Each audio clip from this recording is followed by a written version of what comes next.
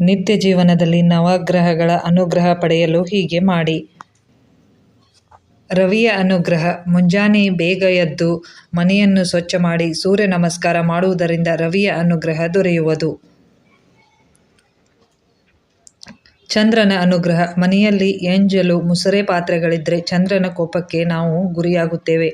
ಆದ್ದರಿಂದ ಮನೆಯಲ್ಲಿ ಎಂಜಲು ಮುಸುರೆ ಪಾತ್ರೆಗಳು ಇಲ್ಲದಂತೆ ನೋಡಿಕೊಳ್ಳಬೇಕು. ಮನೆಯು ಶುಭ್ರವಾಗಿದ್ದರೆ ಮನಸ್ಸು ಶುಭ್ರವಾಗಿರುತ್ತದೆ. ಚಂದ್ರನ ಅನುಗ್ರಹವೂ ಆಗುತ್ತದೆ. ಕುಜನ ಅನುಗ್ರಹ. ರಕ್ತಕ್ಕೆ ಅಧಿಪತಿ ಕುಜ.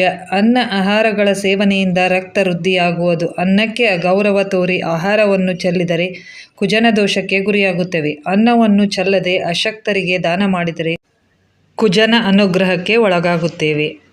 ಶನಿಯ ಅನುಗ್ರಹ. ಶನಿ ಕರ್ಮಾಧಿಪತಿ. ಕರ್ಮ ಸೂಚಕವಾದ ಪಾದರಕ್ಷೆಗಳನ್ನು ಮನೆಯ ಹೊರಗೆ ಬಿಡಬೇಕು. ಮನೆಯನ್ನು ಶುಭ್ರವಾಗಿಟ್ಟುಕೊಳ್ಳಬೇಕು. ಇದರಿಂದ ಶನಿಯ ಅನುಗ್ರಹವಾಗುವುದು. ಗುರುವಿನ ಅನುಗ್ರಹ. ಗುರು ಸಕಲ ದೋಷಗಳ ನಿವಾರಕ, ನಮಗೆ ಮಾರ್ಗದರ್ಶಕ. ಗಿಡ ಮರಗಳಿಗೆ ನೀರು ಹಾಕುವ ಮೂಲಕ ಸುತ್ತಲಿನ ಪರಿಸರವನ್ನು ಚೆನ್ನಾಗಿ ಇಟ್ಟುಕೊಂಡರೆ ಗುರುವಿನ ಅನುಗ್ರಹಕ್ಕೆ ಒಳಗಾಗುವೆವು.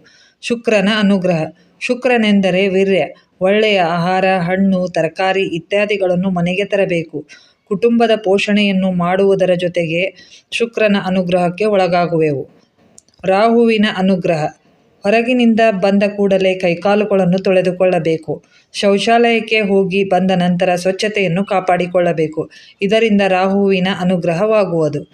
ಕೇತುವಿನ ಅನುಗ್ರಹ. ಮನೆಗೆ ಬಂದ ಅತಿಥಿಗಳನ್ನು ಸರಿಯಾದ ರೀತಿಯಲ್ಲಿ ಸತ್ಕರಿಸಿದರೆ ಕೇತುವಿನ ಅನುಗ್ರಹವಾಗುವುದು.